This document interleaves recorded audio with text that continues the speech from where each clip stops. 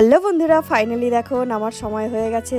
Just looking like a wow, দেখো দৃশ্যটা কি সুন্দর না? वाह क्या सीन है, वाह क्या सीन है। তো এখানে আমি দেখিয়ে নিচ্ছিলাম গঙ্গারামপুরের কাছাকাছি যেহেতু চলে এসেছিলাম। দেখুন নদীর জলটা শুকিয়ে গেছে, দেখতে কি সুন্দর লাগছে না? কিন্তু আমাদের ওইদিকে নদীর জলটা শুকায় না, সেটাও আমি আপনাদেরকে দেখাবো। এই যে বড়মশাই আগে আগে ট্রলিটাকে নিয়ে চললো, পিছে পিছে আমিও চললাম।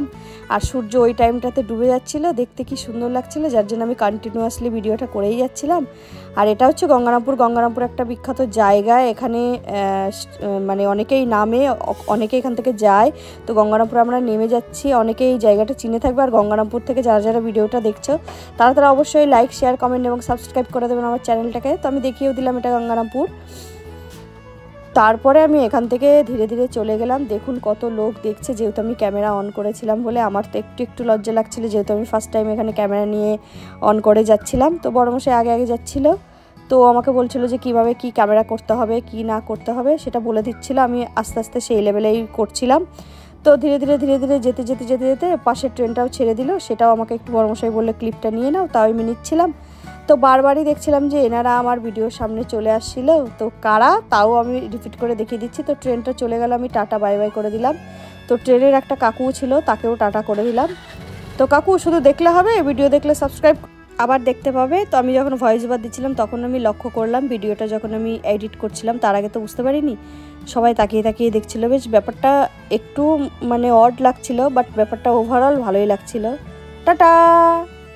তো এখানে এই লোকটা আমাকে বারবার ঘুরে ঘুরে দেখছিল, আমার একটু লজ্জাও লাগছিল, কিন্তু পরে আবার দেখলাম না, ব্যাপারটা ঠিক হয়ে গেল। তো দেখুন কিভাবে তাকিয়ে দেখছে, আমি তো অবাক হয়ে গেছিলাম। তারপরে যে ফাইনালি অটোতে উঠেও গেলাম। দেখলেন মেয়েটা বারবার আমাদের ভিডিওতে আসছিল, তো ও আমাদের অটোতেই উঠেছিল। তো আমরা অটো করে চলেও গেলাম। যেতে আমি দেখাচ্ছিলাম যে মানে ভিডিওগুলো কেমন হচ্ছে না হচ্ছে, মানে কোথায় ক্লিপ নিলাম না নিলাম।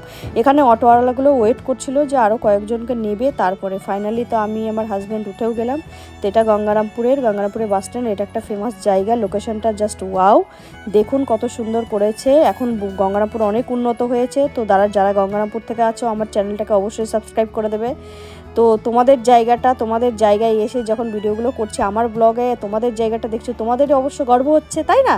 তো ফাইনালি আমরা নেমেও গেলাম অটো থেকে। মাসিমণি আমাদের বাস স্ট্যান্ডে এগিয়ে নিতে এসেছিলো, রিসিভ করতে এসেছিলো।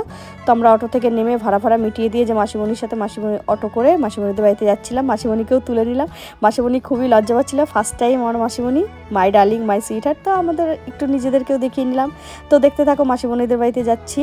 তো মাসিমণিদের বাড়িতে এসেও পড়লাম। তো এসে দেখি বড়মশাই লাট সাহেবের মতো শুয়ে পড়লো। তো মাসিমণিদের ঘরটাও আমি একটু ক্লোজলি শট দেখিয়ে নিলাম। তো তারপরে বড়মশাই এমনভাবে শুয়ে পড়েছে, ও তো বিছানা দেখেই শুয়ে পড়েছে লাট সাহেবের মতো, এমনভাবে শুয়ে আছে মানে ও ট্রেনে একাই জার্নি করে এলো, অনেকটা রেস্ট নিল। তারপর মাসিমণির সাথে সাথে খেতে দিল, অনেক কিছু করেছিল। আমি ক্যামেরাটা লো হয়ে গেছিলো বলে দেখাতে পারিনি, অনেক রকমের মাছের রেসিপি ছিল। ফাইনালি বাড়িতে এসে গেছি, রাত হয়ে গেছিলো, আর ক্লিপ নেওয়া হয়নি। তো টাটা বাই বাই, অবশ্যই আমার চ্যানেলটিকে সাবস্ক্রাইব করে দেবে।